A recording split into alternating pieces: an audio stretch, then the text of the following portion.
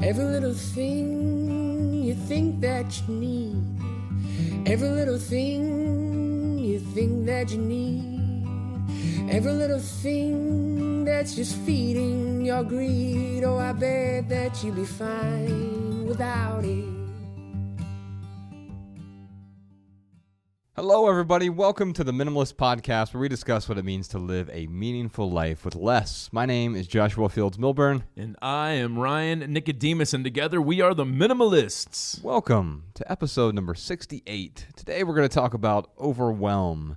And today might be a bit of a follow-up to our stress episode. I think overwhelm ultimately for many of us leads to stress, or at least it can. But it'll certainly be a appreciably different episode, and the questions are very different as well. But before we dive into that, Ryan, I had a few follow-up items on the happiness episode that we just released last. That was episode number 67. I just got a tweet from some guy named Chris George. He said, "I want to be the dude that JFM says I love you to at the urinal." Great happiness podcast, guys. So yeah, if you didn't listen to that one, go back. Apparently, so I'm cool with telling people I love them, in many circumstances, but not at the urinal. And so there won't be hugs at the urinal if you say hi to me at the urinal. But I'll give you a hug anywhere else once we're outside of the bathroom. But another thing, I wish I would have found this, Ryan, before we recorded that podcast, but Joe Rogan has this really short video, and I'd love to use the audio from it here.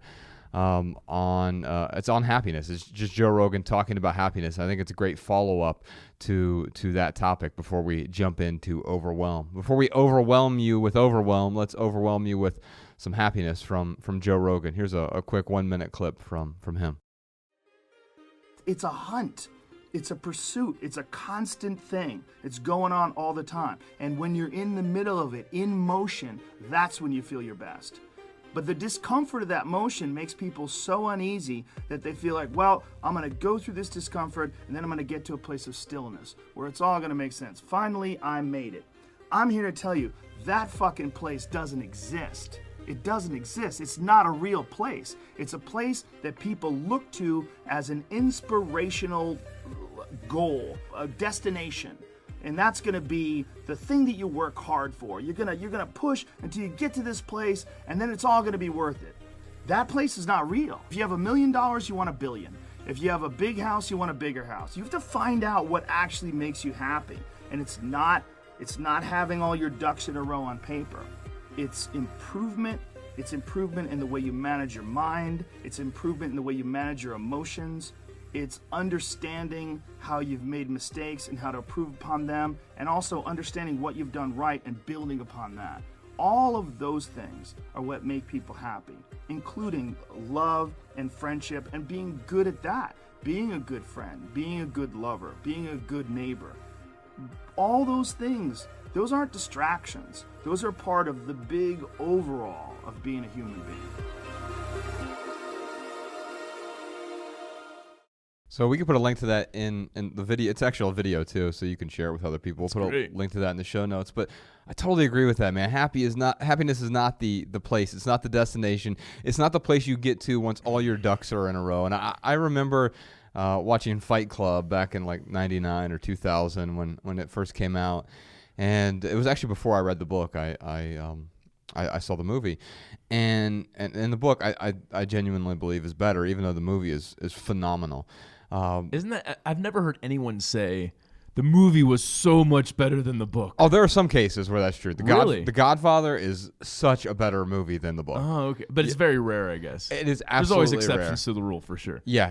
And Layer Cake. You've seen Layer Cake, right? Yeah, it's a movie with Daniel Craig. Yeah. Before he was James Bond and super famous. Yeah. The book is decent, but the movie's way better. Yeah. I can only imagine like putting the action in there. But anyway. Yeah. Sorry to derail you. No, you're good, man. I feel like once your ducks are in a row, it doesn't get us to that place. And I was reminded of the Fight Club scene where, he's going through all of his Scandinavian furniture and recounting, like having all these things, and then his whole apartment burns down, right? Mm-hmm. And like he's sort of lamenting the fact that he's lost everything, and he was almost there. Like everything was almost just right. He had the right rug, and he had the right sofa, and the right dining set, and everything in his condo was almost perfect, and therefore his life was going to be ideal. Right. But of course, it wasn't ideal. It was this ideal that he had made up that wasn't going to serve a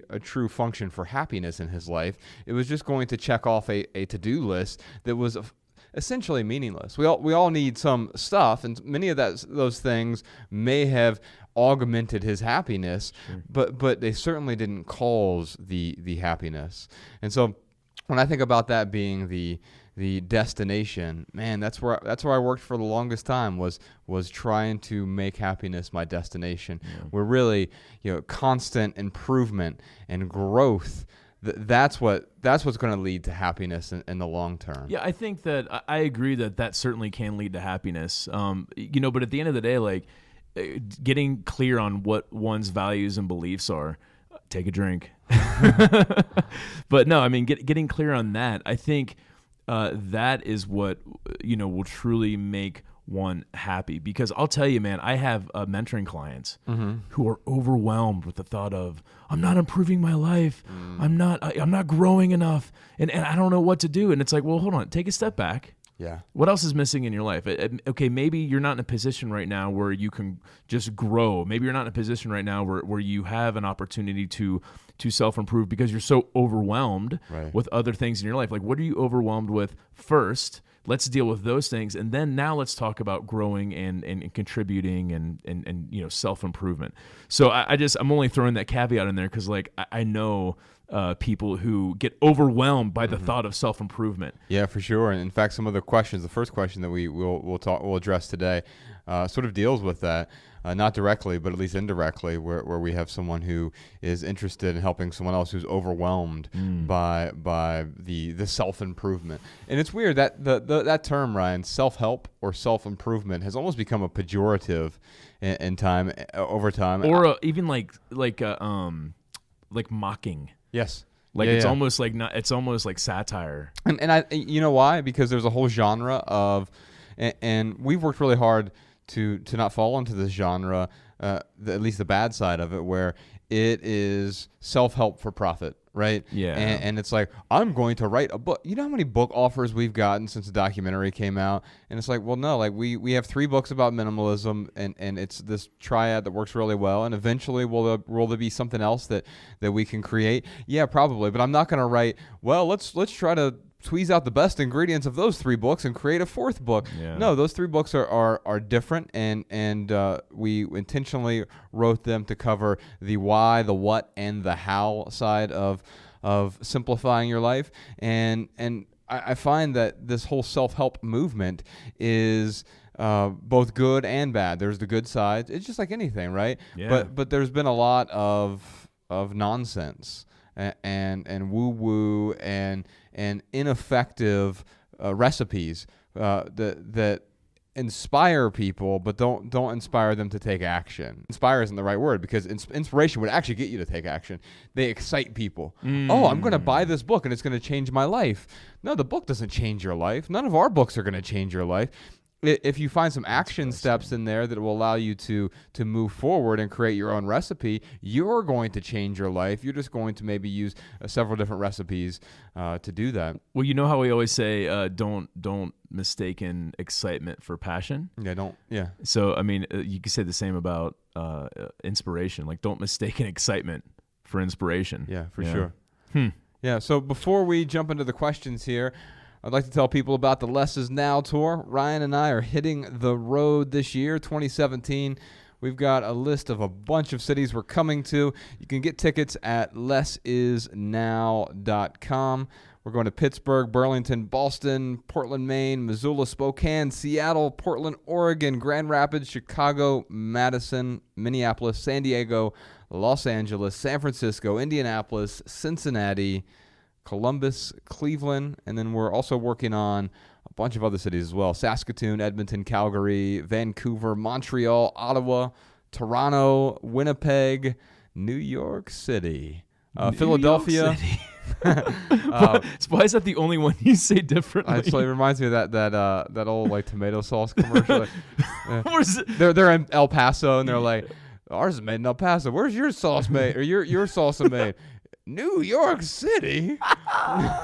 Yeah, so we'll be in New York City, Philadelphia, Washington, D.C., Salt Lake City, Denver, Albuquerque, Phoenix, St. Louis, Kansas City, Omaha, Houston, Austin, Dallas, Oklahoma City, Louisville, Nashville, Charlotte, Birmingham, Atlanta, and Tampa. Those last 28 cities are cities we're working on. Make sure you're on our email list over at lessisnow.com. You can get tickets to the first 19 cities already, and those are going quickly, especially in some of these cities like Pittsburgh and Boston and all the California cities, and Minneapolis is nearing selling out. So get your tickets while you can. If you're interested in seeing us do an in-depth talk about minimalism, record a live version of the Minimalist podcast, and plus a bunch of hugs afterward.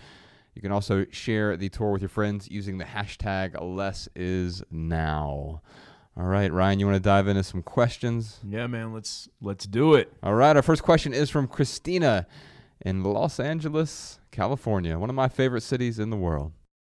How do you encourage someone who may want to be more minimalist in their life achieve that when they feel like they can't aspire to a certain goal or something they should live up to?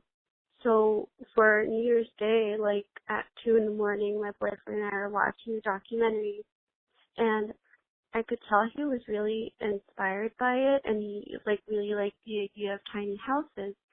But after the documentary, and he started thinking about certain things that he felt he tried to give up but couldn't give up, maybe because of family influence or sentimental or alleged sentimental value.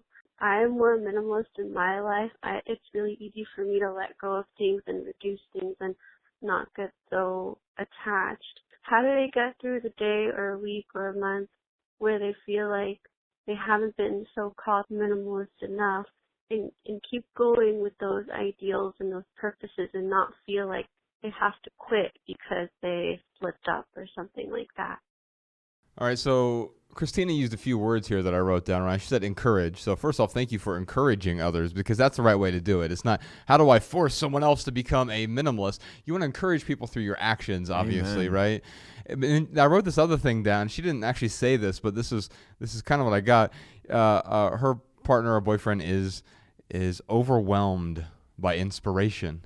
And man, so we were just talking about the self-help genre, right? And I think someone will buy the 10 self-help books that are supposed to change their life, and then they get overwhelmed by inspiration, right? You got 10 books to read. Yeah, and then how am I going to, now I have to do all 10 things or all 100 things from these 10 books, and I'm overwhelmed. I don't know where to start. I don't know what to do. And first thing I'll say is also keep in mind that overwhelm is a abstraction. And here's what I mean by that. But it's a weird kind of abstraction. Like an inch is an abstraction. It's a unit of measurement, right? Mm-hmm. So an inch isn't a real thing. It's not and same thing as a number. Unless you're a Platonist, that you don't believe numbers truly exist. The number 7 represents 7 units of something, right? The weird thing about overwhelm is it can't really be measured. We don't have the units to measure. I have 7 inches of overwhelm, or I have 19 units of overwhelm today, right? It is an abstraction, but it is one that we can't measure very accurately. So an inch will measure a certain distance. A distance is just an abstraction. And I don't really have units to tell you, like, well, here's how overwhelmed you are. You just know it when you feel it. When you feel, and we all feel it at different times. Different things overwhelm us. So you and I, Ryan, we both get overwhelmed, like all human beings. Yeah. But we react to those things differently. I often will get stressed out. You don't get as stressed. You will react more in the moment, where I will just like internalize it more. And so we all have these different reactions. None of them are right or wrong, good or bad necessarily, but they can be managed once we realize that overwhelm. What I mean by an abstraction is it doesn't actually exist. It is not a tangible thing. And once we step back, we pause. So whenever I get overwhelmed by something, whether it's this good kind of overwhelm, I'm overwhelmed by inspiration. Like that's the best kind of overwhelm that you can have. But it's still overwhelming. It's still not a good thing. whenever I feel overwhelmed, the first thing I do now, and I was not good at this for many, many years, but the first thing I do now, and I'm still not outstanding at it, but the first thing I do is I pause. I just pause and I step back, both figuratively and sometimes literally, so that I can see myself. Like if I'm like, oh, okay, I'm so overwhelmed, I will literally just pause, stop everything I'm doing, check my physiology. How am I breathing right now? What's going on in my body? And then I will literally just take one step backward and say, okay, like I know that I'm metaphorically stepping back from this overwhelm, but I'm also literally physically stepping backward. And that allows me to realize, like, okay, I can step away from this thing that I think is overwhelming me. And that, for me, is a really good first step in dealing with the overwhelm. And sometimes we have to do that with the people closest to us. When we really care about someone, we see they're feeling stressed or overwhelmed, we don't want to do it in an obtrusive way, or we don't want to do it in a way that's insulting. Like, hey, you're really overwhelmed right now. You need to stop and breathe. That's just a really that's a jerk move. But what you can do is you can encourage them. Say, hey, I could really tell, and it's all about how you frame it, right? I can tell you're feeling overwhelmed right now. And whenever I feel overwhelmed, I love to just take 3 deep breaths, just. And it allows me to change my physical state. I'll take that one step back and sort of look at that overwhelm and realize that's not part of me. It doesn't have to be, at least. Yeah. And allowing me to do that allows me to then to approach that overwhelm in a more rational way. Because what are we doing? We're changing the emotional reaction we have to it first, because that's all that overwhelm is. It's an emotional reaction. It's generally not a rational reaction to anything. And so once I've started dealing with it emotionally, I can start dealing with it intellectually. And so I'll talk about a few things that I do intellectually, Ryan. I'd be happy to hear if you do anything similar. The first thing I do is something from neuro-linguistic programming, NLP. It's called chunking. And so if 10 things are overwhelming me, I'll see which ones are categorized together and maybe realize that, you know what? It's not actually 10 things that are overwhelming me. It's 5 things that are like this and another 5 things that are like this. It's just 2 things that are overwhelming me. And by chunking those, I'm able to deal with those things more effectively. Instead of saying, I have to read these 10 books. Well, no, I get to prioritize those through chunking, right? Maybe I don't have to read all 10 of those at all, because 5 of them tell me the same exact thing. And so I could say, okay, I'm going to chunk these 5 over here. Which one is the most important to read if I'm overwhelmed with inspiration? And the same goes, if Christina's partner is dealing with his stuff, it's not, oh my God, I have 300,000 items to deal with. That is overwhelming. It's, oh, wow, I have one kitchen cabinet to deal with. I've chunked that. And so it's just one thing that I need to deal with. And, oh, by the way, it's only going to take me 15 minutes to deal with that, because I've decided to chunk it instead of being overwhelmed by, oh, my God, the plates and the cups and the bowls and the utensils. And what is this thing in the back of the cabinet? Is that a can of beans? And you're dealing with all of these individual things. No, you're just dealing with one larger thing when you chunk it. And once you chunk it from there and you say, okay, I have 300,000 items. No, I was able to chunk that down into 7 different rooms. And then what you do from there is you prioritize. And prioritization is difficult for all of us. And I think the reason being is we as human creatures, we are reactive. We are a reactive species, and necessarily so, right? Because when we were in the jungle and we heard something rustle in the leaves, we had to react to that. Otherwise, we might die. Now, it could be a raindrop, but it could also be a tiger that wants to eat our face. And the difference now is there aren't many tigers out there that want to eat your face. But we still react the same way. Our friend Julian Smith calls it the flinch. We're constantly flinching to things that we shouldn't flinch to. We used to have to flinch because a bear was going to attack us, but now we flinch because our 401k went down 0.5% overnight, and we're like, oh, that's terrible. Now I need to react to it. And the same thing happens with our everyday stimuli. Whether it's email, we're constantly reacting to email. We're constantly reacting to social media. We're reacting to people coming up to us at work and interrupting us at our desk or whatever.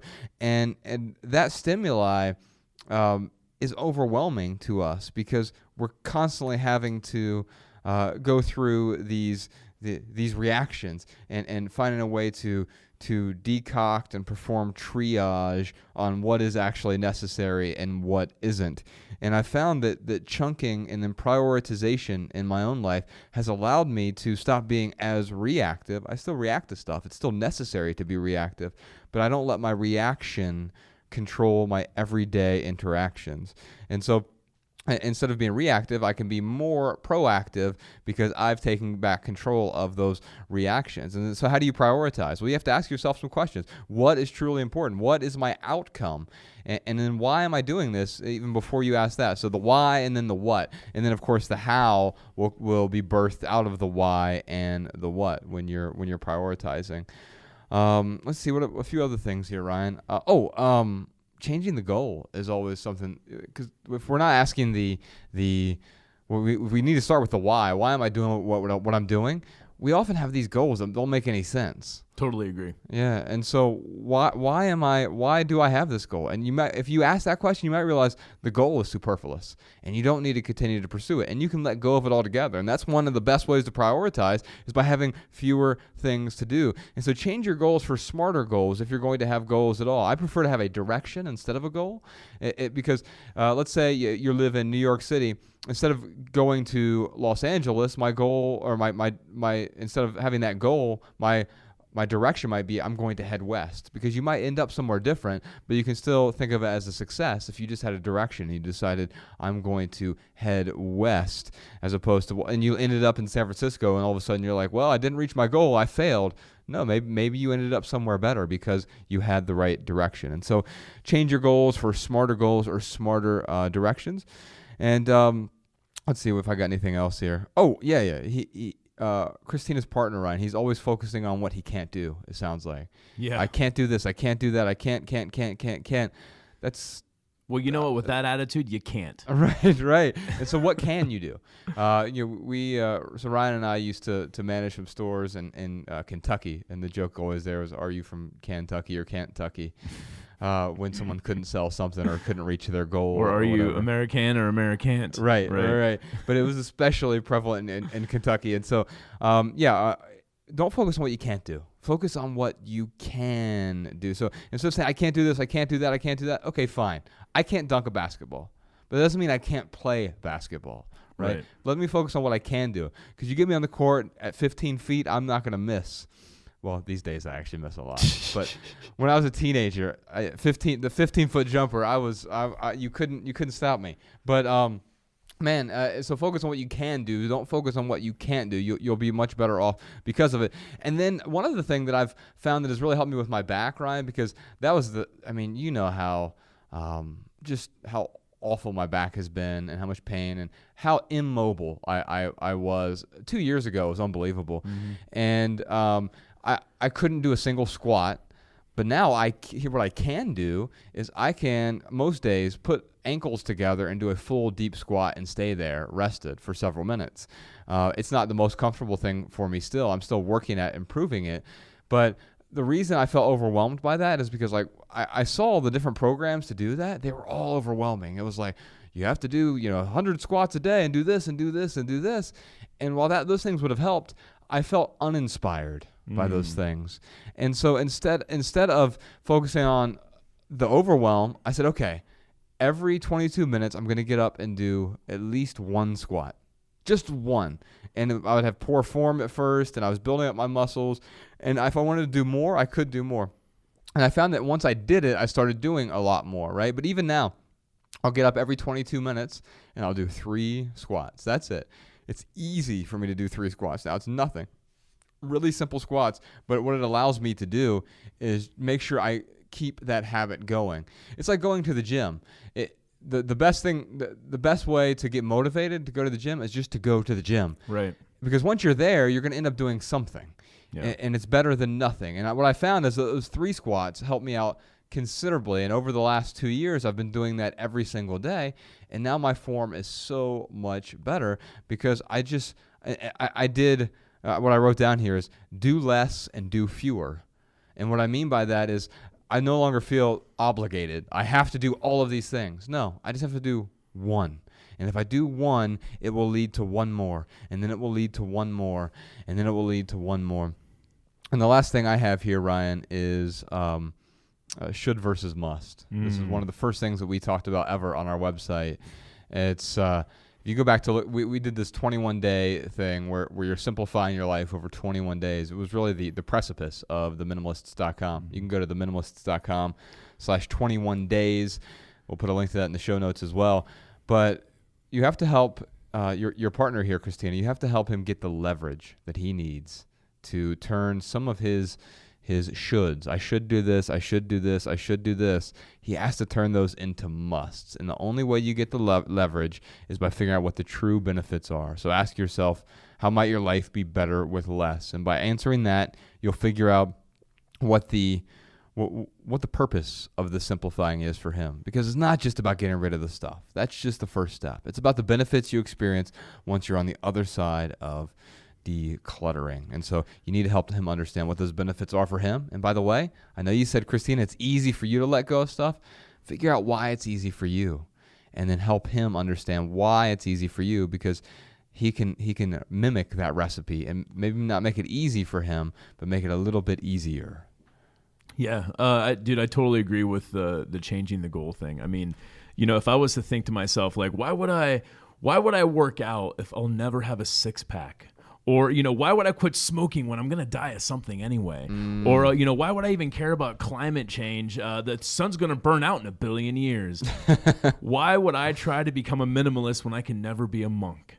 And the problem is that those are very deleveraging thoughts. Yes. And at the end of the day, like, none of us are perfect. Right. And these are all excuses. And these are all shoulds, right? And he is shutting himself down by using these excuses to basically talk him out of turning these shoulds into musts. He's shoulding all over himself. Hey, man, it's funny you say so. An excuse. Some of his excuses might be great, but they're still excuses at the end of the day. And he's got to see that. Like, he really has to be honest with himself and look in the mirror. Because you know what? I can look in the mirror and say, like, if it came to working out, if I'm telling myself, well, I can never work out because I'll never work out because I can never have a six-pack. Right. Like, I have the type of personality, I can look in the mirror and be like, no, dude, like, you're not going to work out because you're lazy. Wow. It's not because you're not going to have a six-pack. You're not going to have a six-pack because you're not willing to put in the effort to have a six-pack. So when it comes to working out specifically, like, that used to be my goal, like, in high school, like, maybe early 20s. Yeah. And I never got there. You were kind of jacked in high school, though. Yeah, a little bit. That. I think I actually did have a bit of and it doesn't matter. All I'm saying, though, is, like, nowadays, like, if the six-pack was my goal, I could look in the mirror and be like, I am not willing to cut out every single carb out of my diet. I'm not willing to do 500 sit-ups a day. So, like, I'm not willing to get a six-pack. Yeah, you're honest with yourself. Yeah, I might get there one day, but, the reason why I work out is because I want to maintain my health. Yeah. I want to be a mobile, 50-year-old, a mobile 60-year-old. I want to be that, best version of my. I'm going to be 30. We're going to be 36 this year. We're going to be 40, like, before we know it. Like, I want to be the best 40-year-old version of myself that I absolutely can be. Yeah. So, like, those are the things I look at. It's like you said, it's finding that leverage to take action towards the same things that we want to do. So, Christina, she can't go to her boyfriend and be like, these are all excuses. Yeah. Stop making so many excuses. Yeah, you don't want to blame anyone for anything. Absolutely You won't change anything that way. Right. But what she could do is maybe help redirect that goal. So, instead of saying, hey, you need to get rid of stuff, maybe, Christina goes to him and says, hey, I'd like to play the men's game this month.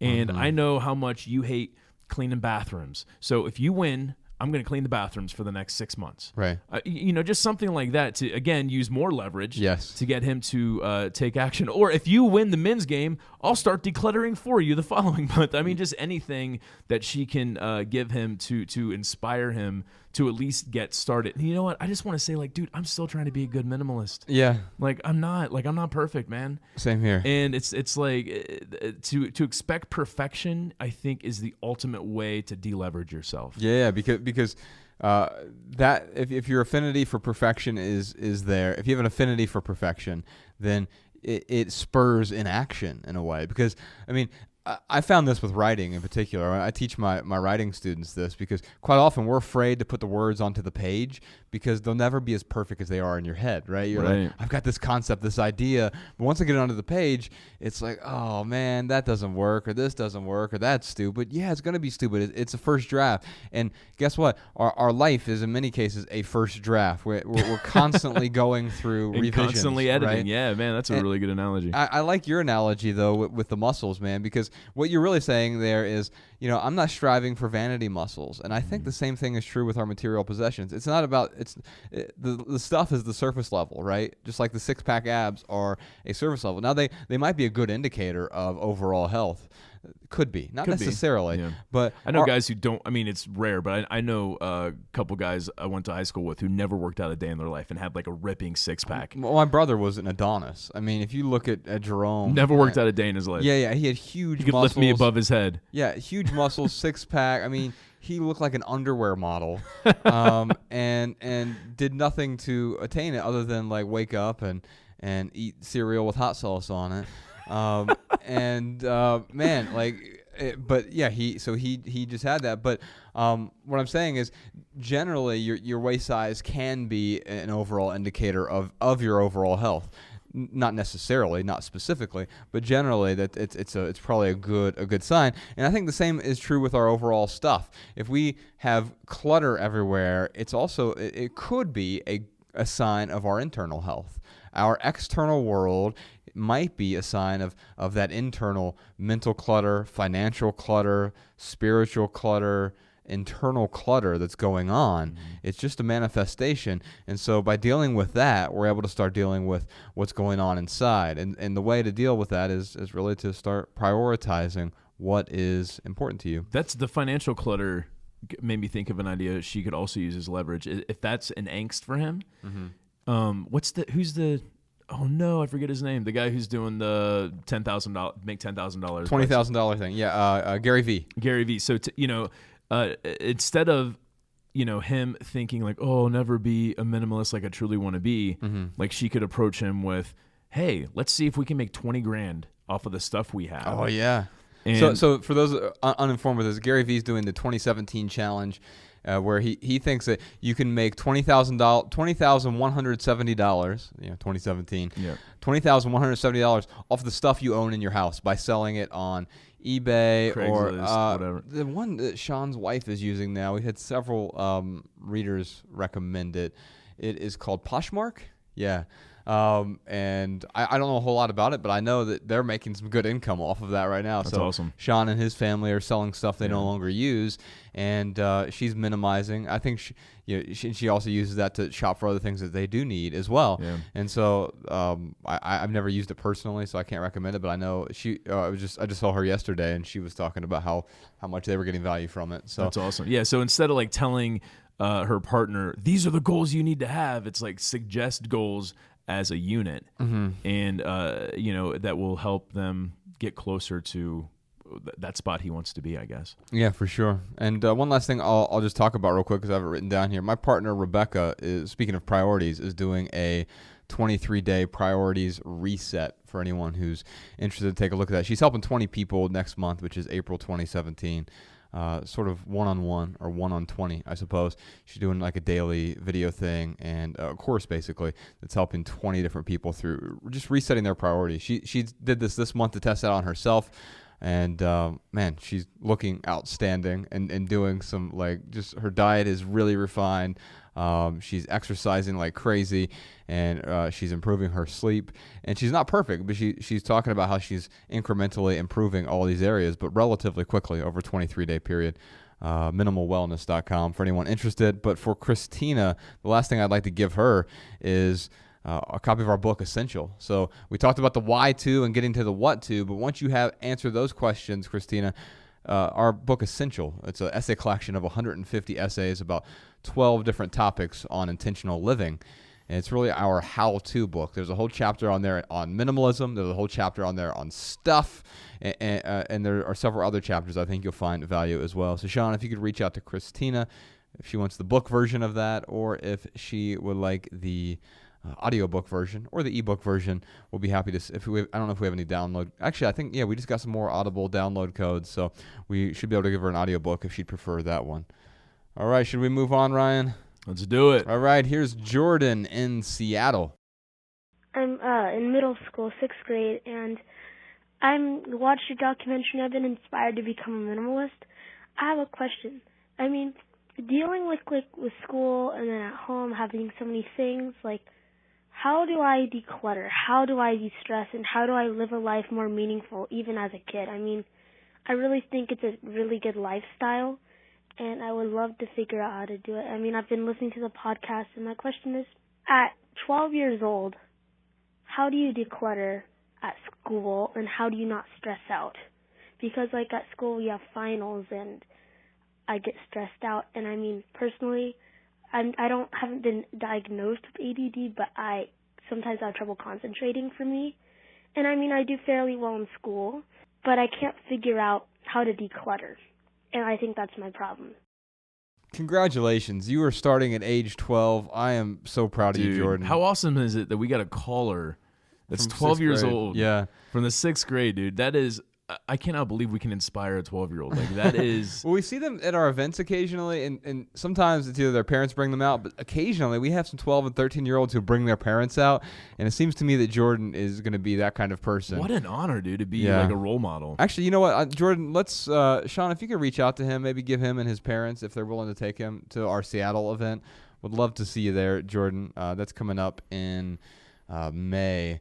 LessIsNow.com, the Less Is Now tour, but give him some tickets for him and his parents if they're willing to bring him out. Would love to give you a hug in person, but congratulations on starting early, and I think you're asking the right questions here, and I'm going to start with something on our website.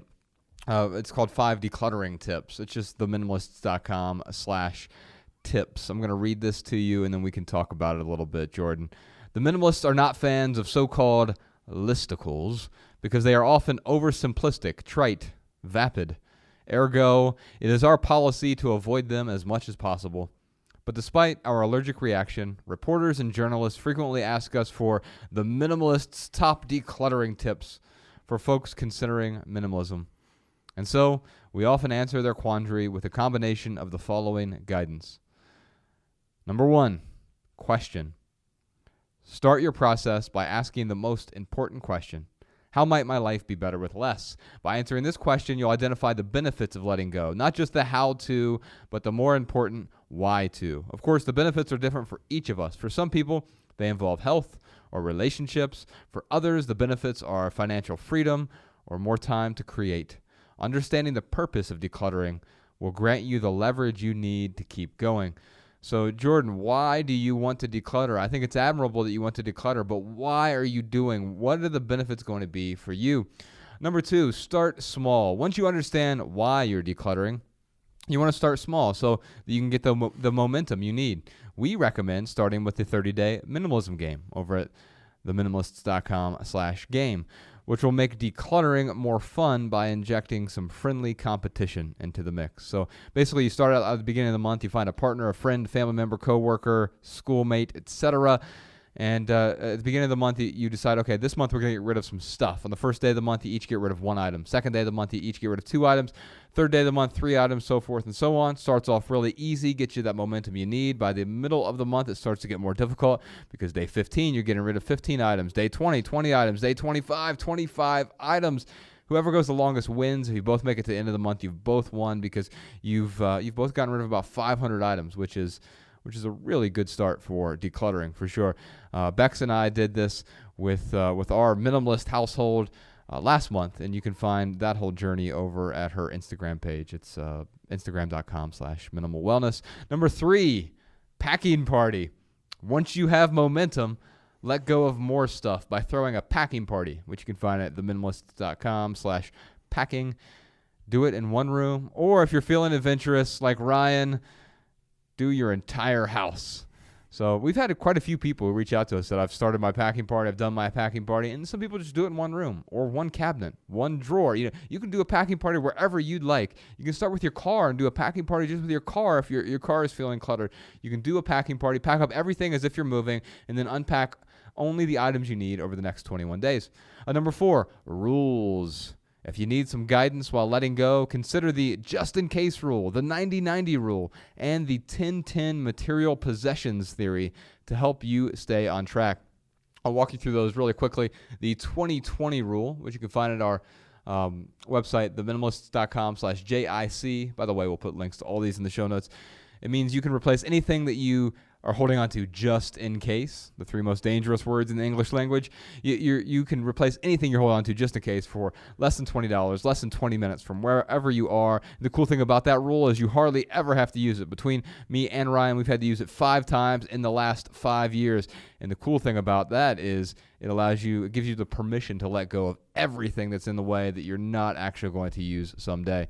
So the 90-90 rule is take a look at everything you own. Have I used this in the last 90 days? Am I going to use it in the next 90 days? If not, give yourself permission to let go. Of course, you can change that rule. You can make it the 120 rule. You can make it the 30-day rule if that's more ideal for you. You can make it the 1-year rule even. It just allows you to have these sort of draconian rules in place, but they're not that draconian because they're malleable, and you can adjust them accordingly. And then last but not least, that 10-10 material possessions theory. Take a piece of paper, write down the 10 most expensive purchases from the last decade of your life, or maybe, Jordan, for you, the last 2 or 3 years of your life. What are the 10 most expensive things that you own? And then flip that over. What are the 10 most memorable or meaningful experiences you've had in the last decade or in the last 2-3 years, whatever that time period may be for you? And you'll sort of wince in horror when you realize that there's generally no overlap from either one of those lists, and that will give you permission to let go as well. And then number 5, finally, number 5 is organize. That's the 5th step here, the 5th tip. No matter where you are on your journey, always remember the easiest way to organize your stuff is to get rid of most of it. Preach. Yeah, man. So I think for Jordan, he's talking about stress, and that saddens me a little bit to hear about 12-year-olds getting stressed out, Yeah, right? me too, man. Stressed out by school, and I realized for me that decluttering is not fun. It's kind of boring. I don't like it. Some people love decluttering, and good for you. I am envious of your ability to love decluttering, but I also realize when I declutter, I de-stress, and also, when I clean the house, I de-stress. Like that's a de-stressor for me. You know this, Ryan. Like Dude, the first thing that you do when we go to a hotel is you will get out the ironing board. Yeah, I don't even know if you have shirts these days that you need to iron. Do you just take a t-shirt, just start ironing? It's for me, it is therapeutic. It is that's not the word that I'm looking for. It is relaxing. Man, I'm blanking on the word. I love how it's because you're getting so relaxed right now thinking about ironing. Oh yeah. And I remember I was really stressed out a few weeks ago. I felt overwhelmed by all the stuff we had going on. It was right when we were first announcing the Less Is Now tour, and there was one day where I just had information overload and decision fatigue, and I was overwhelmed. And I got home and I'm like, Bex, before we do anything else, I just need to vacuum and mop the floor. And she's like, okay. She's totally supportive. She doesn't look at me like I'm stupid or I'm weird. And that's another thing that's important, is surround yourself with supportive people. And if people look at you like you're weird or you're doing something stupid, then they're not being supportive of you. And you can talk to them before you're getting them out of your life. And it's got to be really hard for a teenager or a preteen, in Jordan's case, where sometimes people, they're judgmental. But of course, judgment is but a mirror that reflects the insecurities of the person who's doing the judging. And when we're teenagers, we do a lot of judging, right? But realize when other people are judging you, Jordan, they're just really judging themselves. And so I said this yesterday when we were doing the Mondays with the Minimalists on Facebook Live, Ryan, and I had a bunch of people tweeted the quote, and it was just sort of this accidental quote. I said, I care less now about what people think about me, and I care more about what I think about me. Yeah, amen. And so, Jordan, I know that this is much easier said than done. But especially as a 6th grader going into junior high. Yeah, it is. But it is so important. care less about what other people think about you and care much more about what you think about you. And what I mean by that is, are you happy with the actions you're taking? Are you living deliberately? How do you ask the question, how do you live a more meaningful life? Well, you need to align your actions, your daily actions, with your long-term values. And in order to do that, you have to know what your values are. And if you can uncover your values, you want your actions to align with that. And some people are going to say, well, I don't like that. I don't like what you're doing. When Ryan mentioned this, he said, when I first left the corporate world, got rid of my fancy car, someone from my corporate days came up to me and said, I don't like your new car. It's not fancy enough. And it's like, I don't care. Like, I don't have a car payment. And that's another weird thing too. Like, we frame things differently. I was at where was I? I was at a coffee shop the other day, and this woman who was ordering her drink, she knew the barista or whatever. And she said, "Hey, take a look at my new car." And it was like this fancy car, still had like all these, it was like a some SUV that had dealer tags on it still. Yeah, still had the dealer tags, and it was super shiny still, even though. Hey, look at my debt payment I got out there. That's how I would, instead of saying look at my new car, really what I thought was look at your new car payment. But again, judgment is but a mirror. What am I doing there? I'm saying, like, if I were to take on a new car that had the car payment like that, I'm just saying, man, I don't want to take on that car payment. That's stressful. That's me. That's a great point. And you know what? Maybe that car payment isn't stressful for her. Maybe not. And that's okay. Yeah. And so for some people, they're going to have debt. I don't expect everyone to be living debt free. For me, it is what I need to be financially free. And so, Jordan, I'm going to talk to your 18-year-old self now for a second. Don't get into debt. Don't get into student debt. Don't let anyone rope you into a car payment or some sort of loan or some sort of credit card, because they're going to come. Those offers are going to come, and it's going to be easy for you to go into debt, man. And it is going to be a tether that you're going to wish you didn't have throughout your 20s, 30s, 40s, 50s, for the rest of your life. You don't want that. So avoid debt if you can. And then the last thing I'm going to tell you to avoid is avoid pacifiers. I don't mean that literally, obviously. I mean, what are the things that you go to right away? In our last episode, we talked about someone who's addicted to World of Warcraft, and they spent 45 days in their dorm room sleeping 1 hour a night playing World of Warcraft 23 hours a day. That's an extreme version of a pacifier. But what are the things you twitch for right away? For me, it's YouTube, or it's Twitter, or it's just social media in general. And I have to be careful, because those things can be valuable to me, but they can also be detrimental. They can get in the way. And so, especially for you, Jordan, avoid those digital pacifiers. I know a lot of your friends they have smartphones now. You may have a smartphone as well. But also realize that it's okay to put it down, put it away, to leave it in the car, to leave it in your bag, to go spend time face to face with other people, and to not tell them to do the same thing, but to lead by example. And the way I do that quite often is I'll make sure I don't put my phone on the table. I make sure when I'm interacting with other people, I'm interacting with them and not with the glowing screen that is nearby. So avoid those distractions. What are the distractions in your life? You want to live a more meaningful life? Avoid the distractions and really dive head first, plunge into the more mundane tasks, the drudgery that you're going to find it is meaningful because it aligns with the person that you want to become. Yeah, I totally agree with you, man. This is the perfect time for him to start asking these questions and incorporating good habits into his life. When I think about the kids I've heard of who are really stressed out, a lot of the times it's because he mentioned, dude, he's 12 years old. Yeah. And he mentioned finals in the 6th grade. Mm-hmm. So he might be, I'm not saying he necessarily is, we don't know, but he might be in like some AP or like honor classes, which it's funny, in high school, like I had opportunity and like intentionally was like, no, like I don't want to put that pressure on myself. I can barely get by with like the regular math homework and English homework and stuff. Like I'm not going to go into these honor classes and like put even that much more pressure on me. Yeah. And so if you are in those types of classes, Jordan, I would ask yourself, like, why are you in those classes? If it's to go to college, great. Why are you planning to go to college? Is it to be a surgeon or an engineer? That's great, but you've got to get behind the why of the matter. But if you want to be an artist, then do art. I mean, you don't necessarily have to be in these AP classes to get a good art education. I know plenty of people who have art educations. They did not need to go to college to do art.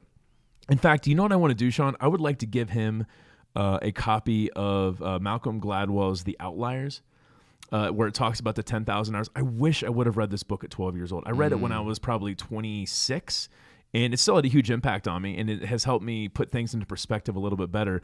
But at 12 years old, like if I could have had that information, I don't know necessarily what I would have done with it, but it certainly would have helped me change my perspective the rest of my life. Especially if you were asking these questions like Jordan is now. Like he's asking all the right questions, man. And Ryan, I think you bring up such a great point.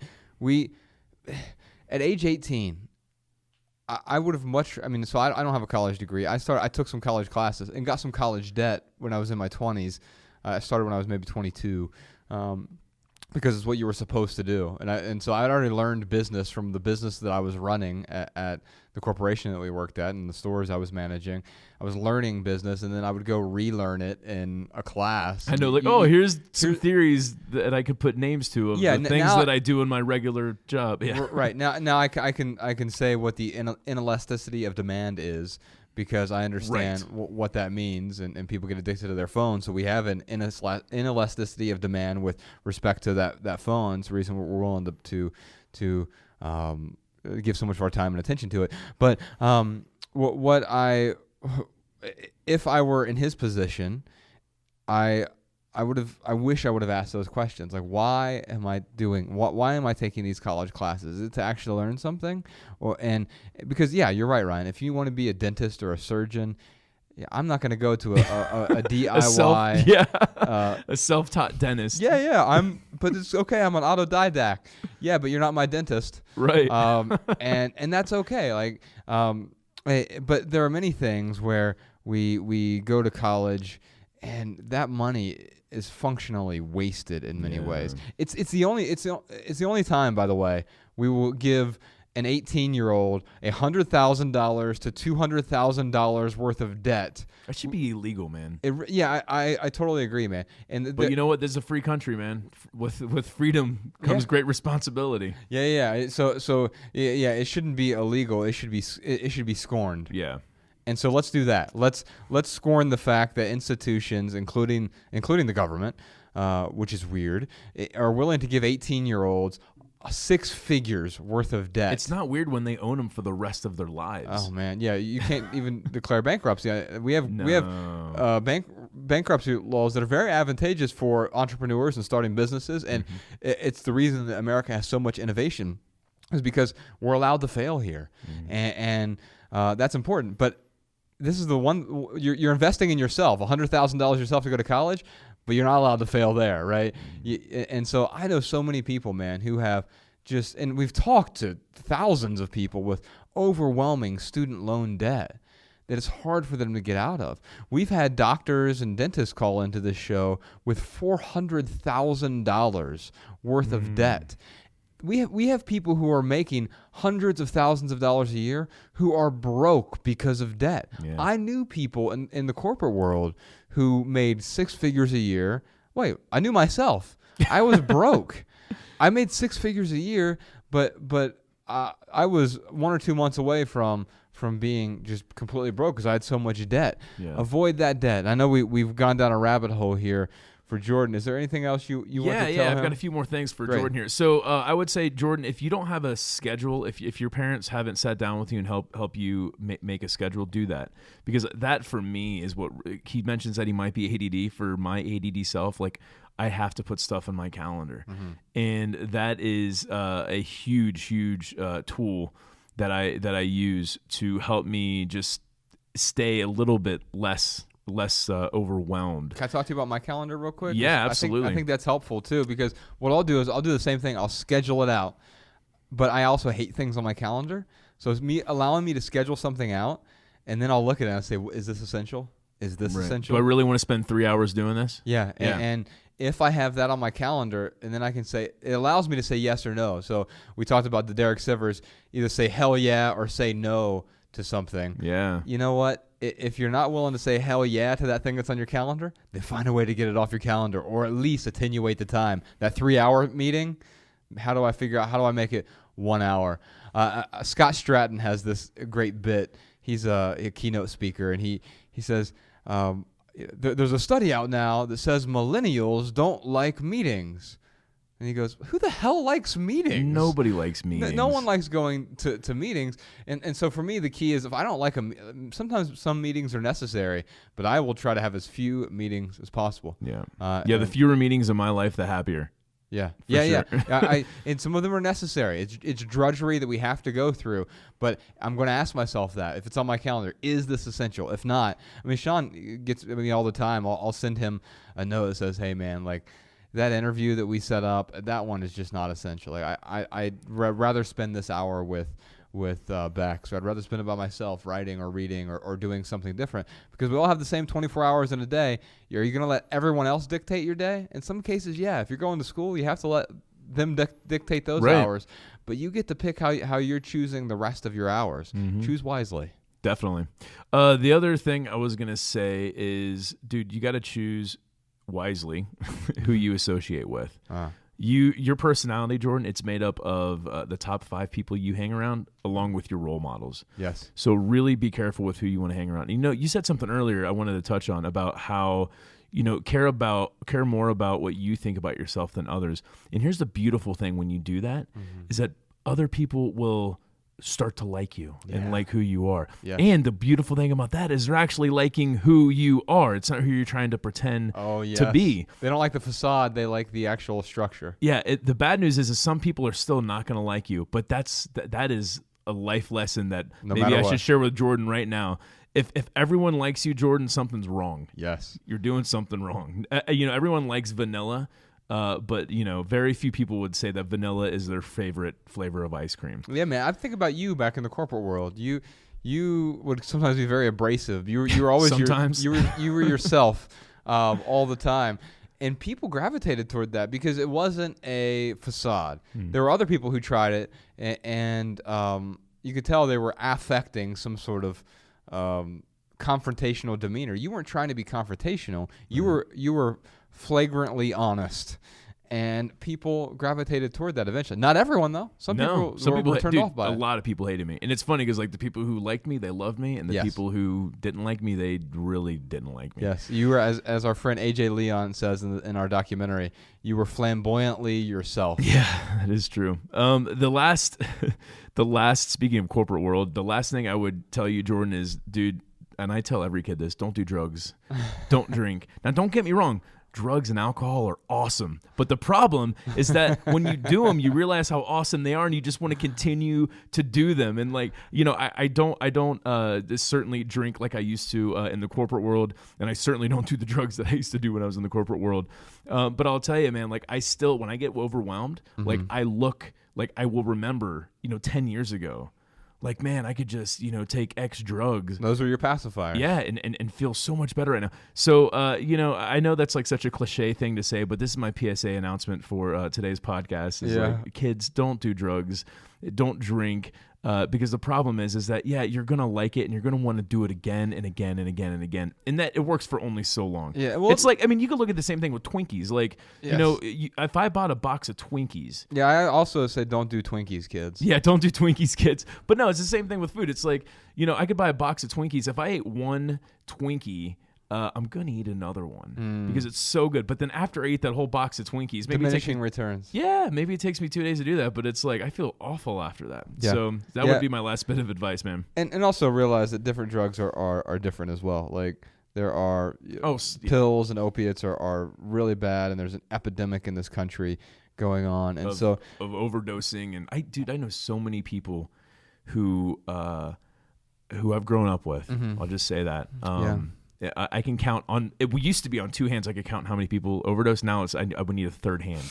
Man, it's unbelievable. And we won't go into details, but you even have people in your own family who have had to go down that road. Drugs has been a problem in my family since I can since the second grade, since I can really think about my childhood. Yeah, for sure. Well, man, I think that there will be a point where Jordan is exposed to all of that, and also realizing that So me personally, I've never experimented with any drugs. I've just always like I was really turned off by my experience growing up in my household of drugs and alcohol equaled depression.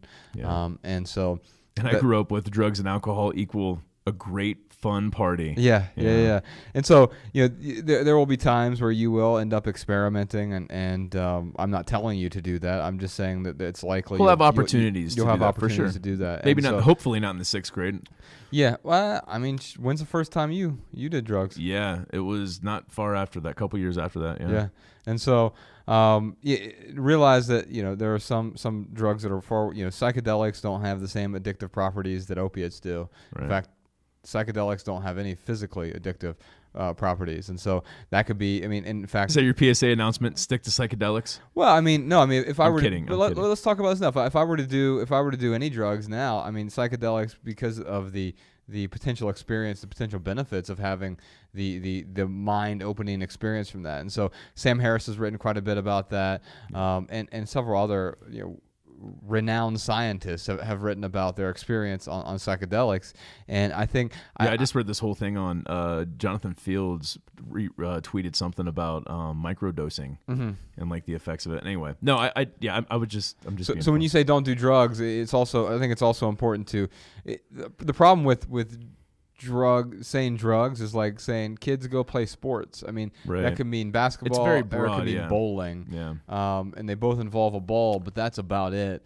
And so it's not a word that really fully encompasses the different layers. Yeah, because or Advil's a levels. drug. Right. Right. No, I'm Coffee with is a drug, and so I'm drinking a coffee right now, and I don't have any problem with doing that.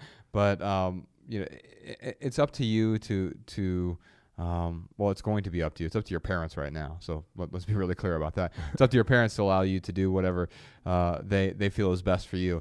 And so let's put that caveat out there. But there will be a time when you're faced with that, and I agree with Ryan. You don't have to succumb to the peer pressure here. And in fact, if you care less about what they think about you, then you can ask yourself, is this what the best version of myself would do? Yeah. And in some cases, the best version of yourself might try psychedelics when you're an adult and you're allowed to make decisions on your own. The best version of you, I mean, I was talking to Colin Wright about this, our friend. He's like, yeah, I'll probably, he doesn't do any drugs at all. No. Doesn't even really drink. He will occasionally, like 3 times a year or something. He's a robot and he's able to parse it out accordingly. But he's like, yeah, there'll probably be a time in my life where I try just about everything just because I want to do it. But he'll do it in a very responsible way. He's like, there may be a time where I want to try crack cocaine. and he's not saying that everyone else should do that. What he's saying is there might be a time where I've decided that is right for me, and it's not an emotional reaction to it. I still think it's a bad idea. I will never try that personally. But I just not a rabbit hole I want to dive down. But whatever decisions you make, you want to make those decisions. Yeah, don't be intentionally. pressured into it, I guess. Yeah, Make exactly. them deliberately. So enjoy those tickets to our Seattle event, Jordan. Come up and say hi afterward. Grab a hug. Our next question is from Miley in Orlando. From the beginning of 2016, I started to experience severe depressive episodes and was ultimately diagnosed with treatment-resistant major depressive disorder once I started my 4th and 5th medication. Ultimately, I had to take a year-long absence from school, and now I'm still in recovery. Although I recognize now that I have a serious real mental health disorder that I have to live with, I still can't come to grasp the term that my life has suddenly taken.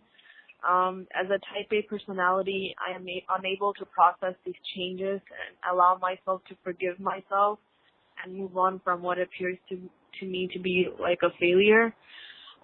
Leaving school abruptly, while it's temporary, it shook my confidence and self-esteem and has plunged me deeper into depression. My question for you guys is, do you guys have any advice for me on dealing with these unique circumstances? How do you guys deal with setbacks? How do you view failure, and how do you process failure? Do you believe it is possible to have a functional, meaningful life even if you suffer from mental illness, like severe depression or anxiety? Miley, we are, first off, grateful that we're able to add value to your life. But, yes, it is absolutely possible to live a meaningful life when dealing with a mental illness. So I just want to reassure you that. I thought of this parable last night, Josh. I don't know if you will enjoy this because I know you hate animals.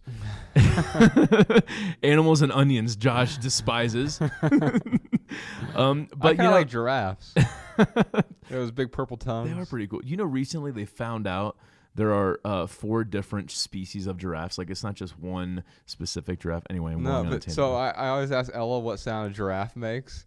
What did she do? Stick out her tongue? Well, no, because like no one knows, right? And so I told her that it goes.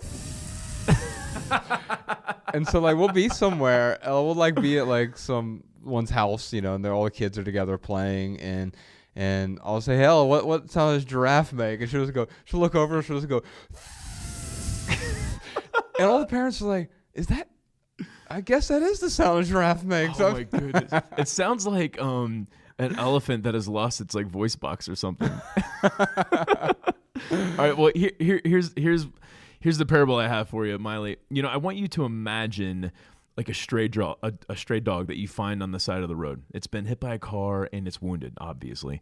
And as you approach the dog, it kind of snarls a little bit out of fear and tries to keep its distance, but eventually she realizes you are her only hope for survival, and she lets you pick her up. And at first embrace, she looks at you with those big puppy dog eyes. Funny how adult dogs can still have like puppy dog eyes sometimes. And, gives you a nice slobbery lick on your face.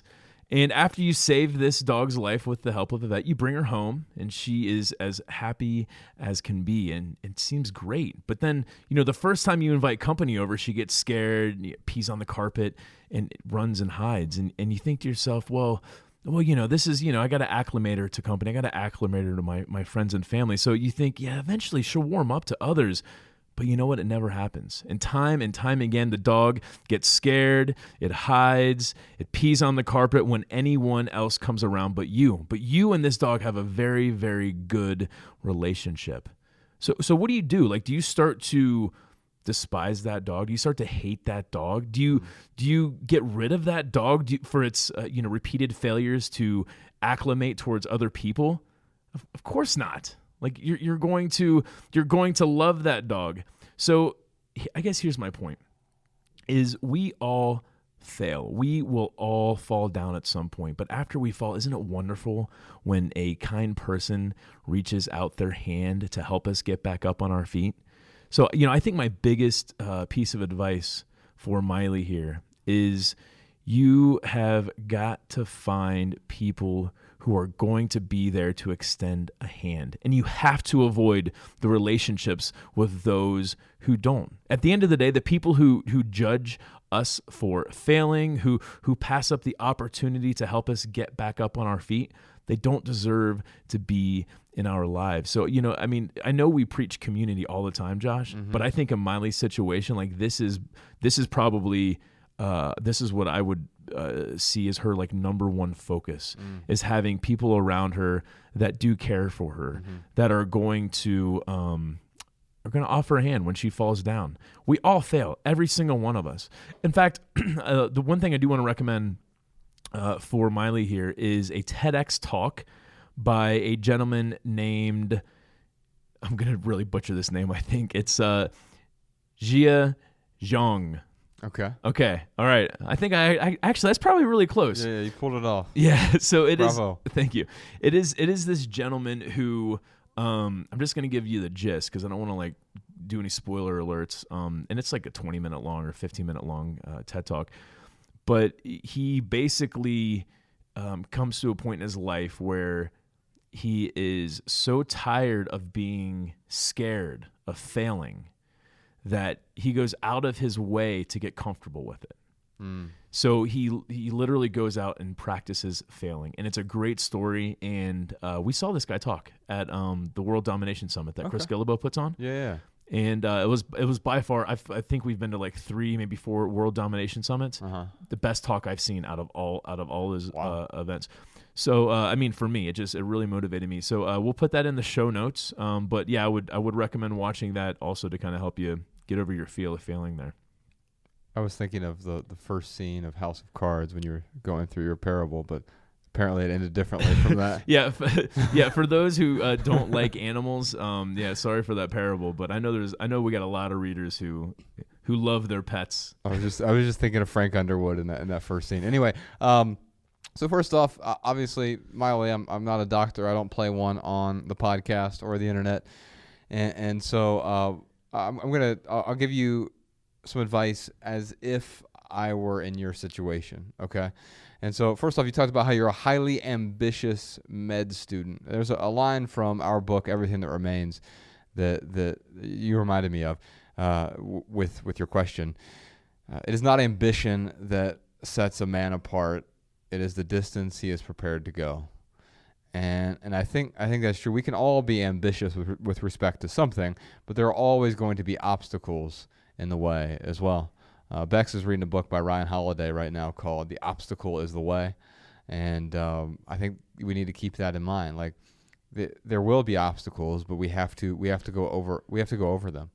And for you, this depression is an obstacle, or what you're calling a mental illness. Is that the book that is Bex part of the? She's part of the book club, right? Yeah. With Jess Williams and Mariah and stuff. Yeah. Is that Is that the book? Right. Yeah. Right. It's funny because I was telling this parable to Mariah. I was like, "Does this make sense? Like, is this art?" And she recommended that book as well. So yeah, I'm just echoing that recommendation. Well, maybe let's send a copy of that to Miley. That'd Sean. be awesome. We can send it, and also send her a copy of Everything That Remains, because it's really our story, Ryan's and my story of overcoming overwhelm, our own version of overwhelm in our lives as well. So if you can send her the audiobook of that or the book, I'm sure she'll find some value in that. But yeah, it really isn't the ambition, it's the distance you're prepared to go, and there will always be obstacles in our way. And you mentioned how sometimes we fail, sometimes we succeed.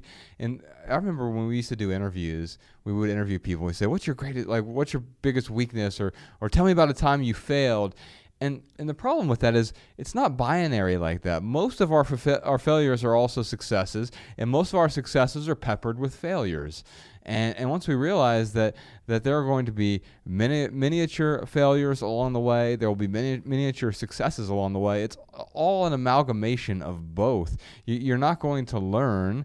It's like when I play basketball, right? If I'm shooting free throws, I'm not going to make 100% of them. So if I shoot 10 and I make 8, that means I failed twice. Sometimes I'll fail 5 times. Sometimes I won't fail at all. And it's really up to us to say, okay, that isn't a failure. It's just something I missed. And the overall, I can determine whether or not is a success or a failure. But for Miley specifically, I think of the Tony Robbins quote. He says, "We don't get depressed, we do depressed." And I think that's true most of the time. Even when we are in a depressed state, we can often change that by changing our state, by changing our physiology first. So the first thing we want to try to do is change our physiology. Many depressed people don't exercise. And so finding ways to get rigorous exercise in, there are a lot of studies that show that people who are depressed, when they implement rigorous exercise for just a couple weeks, have found that their levels of happiness and contentment raise significantly. So 45 minutes a day, every day for 2 weeks, and you'll notice a significant change. But you'll notice the change even before that. If you go look in the mirror, put a big smile on your face, jump up and down for 10 seconds, as silly as that sounds, you do it by yourself, no one's going to laugh at you. You're going to feel a change in your physical state. I always hear this thing about faking a smile, like, oh, that person was faking a smile. It's actually not something you can fake. A smile is a smile. Right. It may not be genuine, but it is a real smile, and it's going to change your state a little bit. Yeah, and even if it's not a genuine smile, that person is trying. Yes. Like, why would you ever knock someone Right. for fake unless it's like a patronizing? Yeah, if they're being patronizing, Of course, that's yeah, different. but like if someone's like trying to be in a good mood and like you can tell they're forcing a smile. Yeah, it's even then it's not a fake smile; it's a patronizing smile. Right. And so yes, you want to change your physiology, and then after that, you want to change your language. You're using some language here that I wouldn't use, especially illness. And I get doctors use this, but they'll use the term illness. But to me, that is a limiting belief, right? And we all have obstacles in our way. And so maybe instead of saying illness, say I have some mental obstacles. It's okay to say that. Yeah. It's okay to reframe it, because once you reframe it, the language that you use, you'll be able to start focusing on what you can do as opposed to what you can't do. So the language you use will then lead to the focus. If you change your body language or you change your physiology, you change the language you're using to frame whatever this challenge or obstacle is, and then you're going to change what you're focused on. Because if you focus on the right things, what you can change, then you'll start changing them. If you focus on things you can't change, you'll feel overwhelmed, you'll feel despair, and then of course you'll start to feel hopeless longer term. And so I think you'll find some value, Miley, in both of those books, hopefully, as well as the TED Talk that Ryan recommended. Got anything else before we move on, Ryan? I don't, man. All right. Well, we'd love to hear what y'all have to say. So if you have a comment or a tip about Overwhelm, including advice for any of our callers today, then leave us a voicemail, 406-219-7839. You can also email a voice memo from your phone to podcast@theminimalists.com. We will air our favorite comments and tips on the next episode. Okay. You know what time it is. It is time to move on to our hashtag Ask the Minimalists lightning round. We're on Twitter and Instagram at The Minimalists and Facebook.com/The Minimalists. During the lightning round, this is where Ryan and I do our best to answer each question with just a short, shareable, less than 140 character response. We also put the text to these minimal maxims in the show notes so you can copy and share our pithy answers on social media if you'd like. All right, man. I love this Twitter name. The first question is from MTAP. Uh-huh. How do you deal with distractions that remove your attention from your long-term values? Well, my short tweetable answer to this is distractions are inherently meaningless. Values are inherently meaningful. Pause and then choose wisely. Amen. I have just some simple advice. Take it simple. One step at a time. Yeah, so I tend to sign all my emails with that. Take it simple instead of take it easy. Mm-hmm. And it was an accident one time. I wrote an essay about this on our website. It's somewhere on our site. But there was a FedEx driver who was dropping off a package here at the office. And he handed it to me. And usually it's like a Midwest thing. You're hey, take it easy. Mm-hmm. And for some reason, I just said, hey, take it simple. And I'm like, wait a minute. But genius. It's so much better, right? Yeah, it's so much better, man. So yeah, take it simple. It doesn't mean take it easy, but what is the simple approach to things? And take that one step at a time. Well, I think the question that MTAP should be asking is, how do you deal with distraction that remove your attention from your long-term values? Because looking at all your distractions at once, that's going to be overwhelming. Yeah. So to make it a little bit more approachable, just take it one step at a time.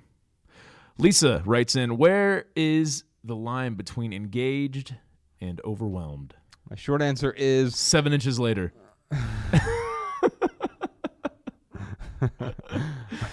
No comment.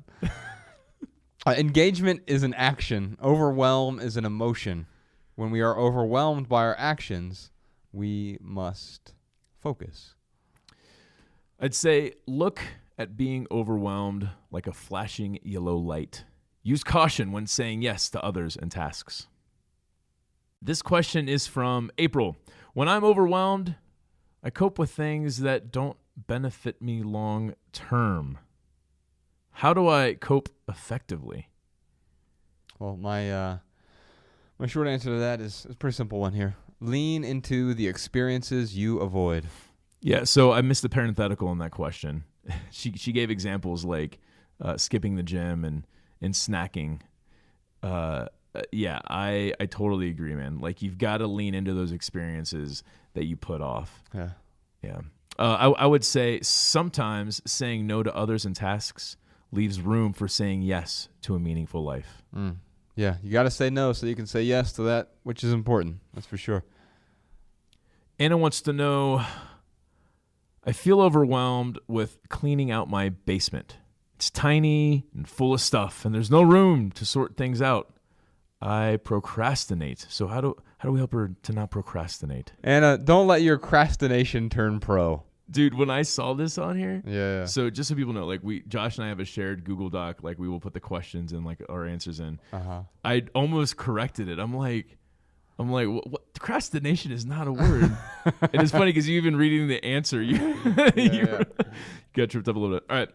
I'd say having an accountability partner can often be the kick in the pants needed to get things done. Yeah, definitely. So Anna, like, find a friend or a family member who's willing to help you out, or maybe you play the men's game with someone. But if you can't hold yourself accountable, like, find someone else who will help you with that. I know Josh is a very awesome accountability partner for myself, and I got other people in my life like that as well. So find someone who can help you out.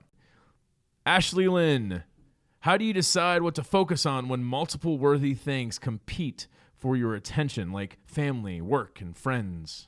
All right, short answer here. Prioritize and then decoct. I had to totally look up decoct. It means to boil something down to its essence. Well, now I know. and I think it's important because that's really what we're trying to do here is when we are prioritizing, the United Nations, when they publish their list of 163 priorities, it tells me they don't have any priorities at all. But if you decoct that and boil it down to its essence and maybe even chunk it, you'll figure out that, okay, all of these things aren't truly priorities. What are the real priorities? And you can figure that out once you get down to the essence. I would say if saying yes to others is distracting you from focusing on your priorities, everyone loses. Yeah, for sure.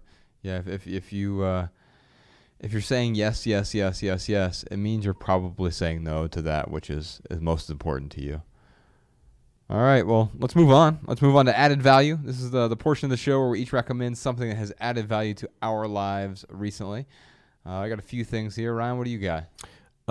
So I'm passing on a recommendation that Sean gave me this morning. I woke up to a text, and he was like, "Hey, man, there's this video from Bert Kreischer, A comedian." Yeah, a comedian. He's this guy. His life was the inspiration for the movie Van Wilder. So he's a comedian, and it's this 15-minute clip. First off, this guy is telling this whole. He's doing his whole comedic routine with his shirt off. He does that, and a lot. He is not like a handsome, like, buff guy. He's like, it's hilarious. So I wake up to this video of Bert Kreischer telling a story about how he accidentally joined the Russian mafia, and Mariah and I are watching it in bed, and we were cracking up. And I thought, for all the overwhelmed people out there, they need a little laughter in their life. Yeah. So, we'll put that in the show notes. It is now. There's a couple F words in there. I'll just give you a heads up. So it's like PG-13-ish, maybe like PG-16. New rating, patent pending. But yeah, it's hilarious. All right, cool. I got 3 things here. Drake's new album just came out. He's calling it a playlist. Drizzy. Yeah, it's called More Life, and I listened to it the first time through, and I was like, I don't know what to think of this. I thought the same thing, and I've only listened to it once. But then I'm like, Josh, you said that for the last 3 times he's put something out, and so I kept listening to it, and it got better and better and better, and now I can't stop. I'm listening to it right now. Wait a minute. No, it just got it's so good. So Drake's new album, or they're calling it a playlist. It's a 22-song album. Let's just call it an album. But I mean, I don't know why I feel scornful there. Like, it's a unique marketing ploy to call it a playlist because it does feel slightly different from his past albums, and I think maybe it lowers the burden of proof for him to not call it his 5th studio album. He did that with the last mixtape he did as well. He did a mixtape that was. If you're reading this, it's too late. It's my favorite album of his, but he calls it a mixtape. It's I think his best work.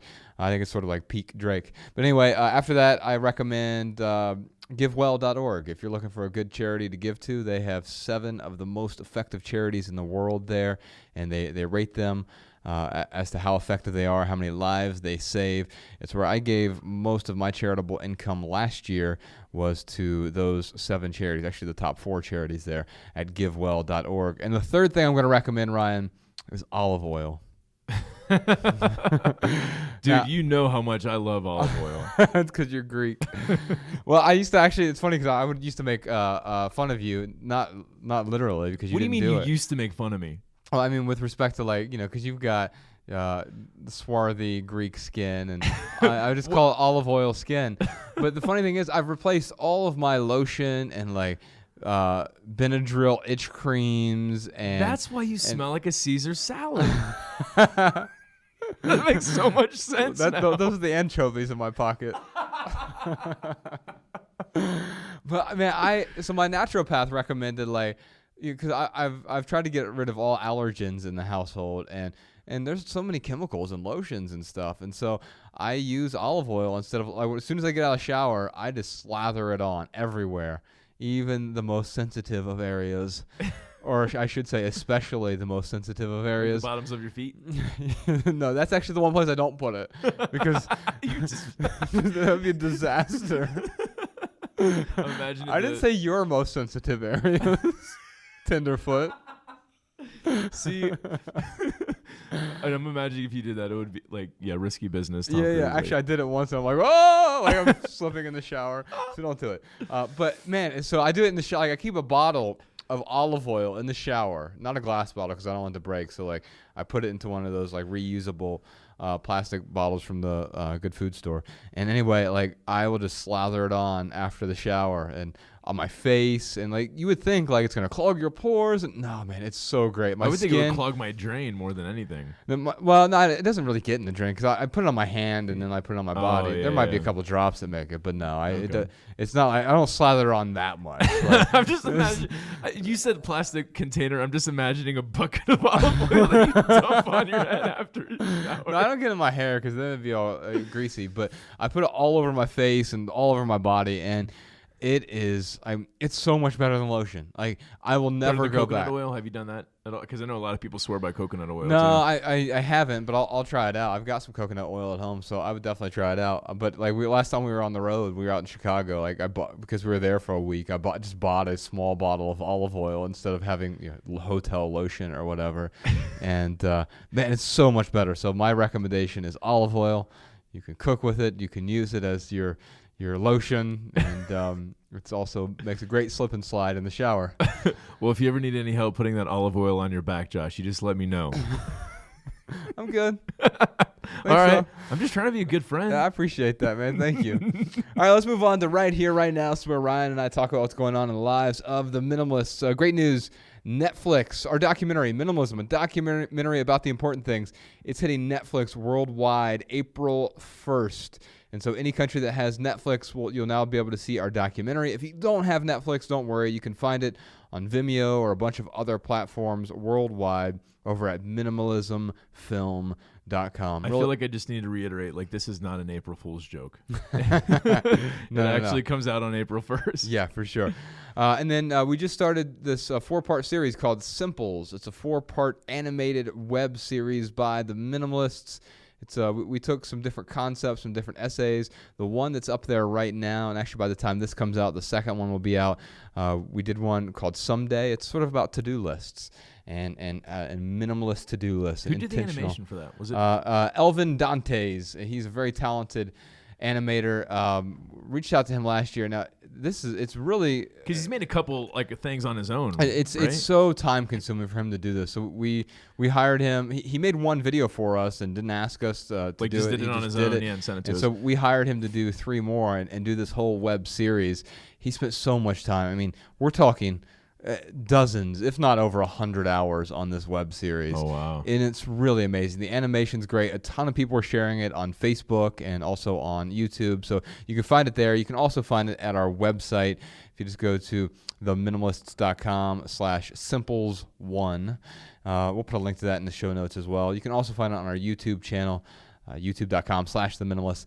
And if you like it, if you enjoy it, share it with your friends and family. It's a very quick, 2-minute, 3-minute digestible episodes of this web series, but it takes so much time for Elvin to do all the animation on this. Also, if you're looking for some random inspiration, I don't know if you knew about this, Ryan, but if you go to theminimalists.com/random, Jeff, our web developer, set this up.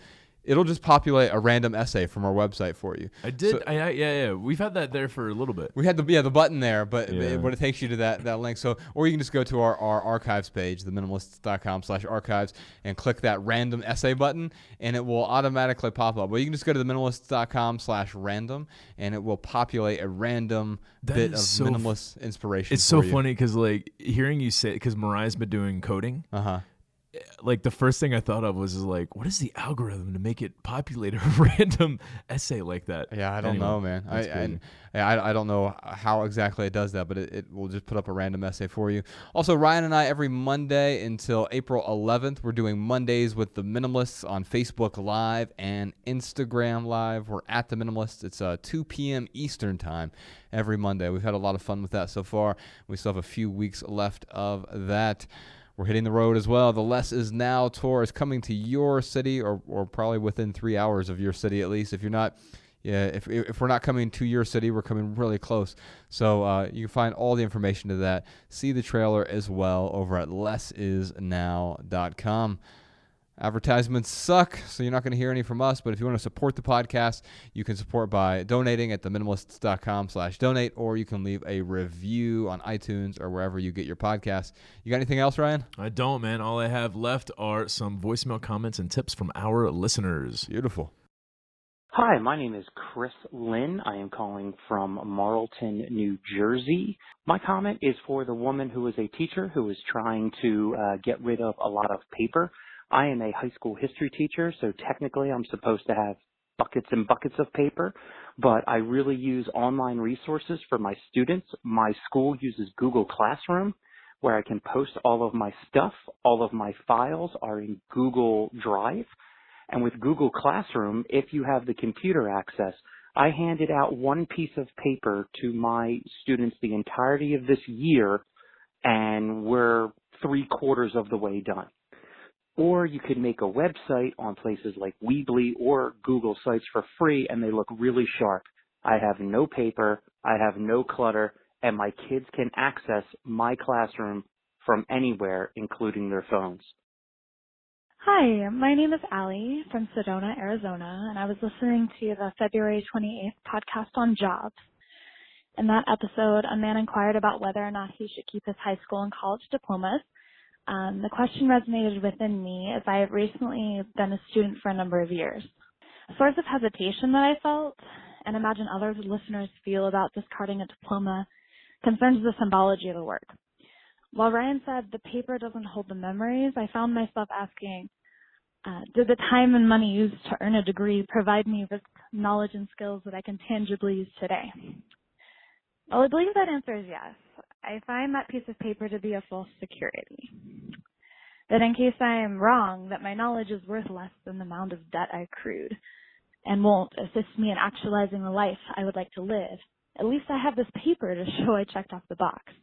College graduate. Something physical to hold in case the work and money put into obtaining the degrees don't manifest into physical everyday success. A question to ask may be, did I acquire credentials so that I could fit into someone else's framework of life? How do I actualize this experience into who I want to be each and every day? I think the answer is, for those who feel like me, to let go of the watermarked paper safety blanket. For doing so may set us free, alleviating the pressure to live up to a title. For we aren't titles, we're people. My wife and I discovered this awesome game during our purging. We ended up with a pile of negotiable items. I call it the Minimalist Roulette or Cage Match, or Minimalist Cage Match. Basically, my Velvet Elvis painting versus my wife's Striper vinyl album, or things of that nature. We can then both make a case for why we want to keep that item, and it helps us talk through the value process. Does it provide a value-added service, or a value-added memory, or et cetera? Would I defend this item in family court? It's a fun, low-pressure way to process what to keep and what to let go of. And it really helps each other ask each other questions and bring out, why should I keep this? And we actually did this with our dog's toys as well. We kind of left the toys out to see which ones you were interested in. And we actually got our dog in on the minimalism, and she's also a fan. All right, y'all, that's it for this episode. If you have a question for the Minimalists, give us a call, 406-219-7839. You can also email a voice memo from your phone to podcast@theminimalists.com. And if you leave here with just one message, we hope it's this: love people and use things, because the opposite never works. Thanks for listening, y'all. We'll see you next time.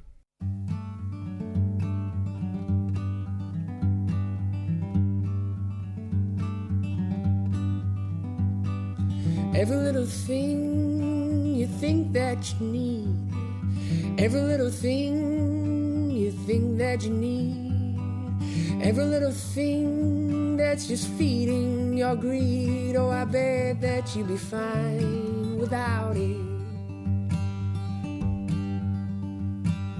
Every little thing that you gotta have, every little thing that you gotta have, you gotta reach for and you gotta grab. Oh, I bet that you'd be fine without it. So tear your eyes away, or tear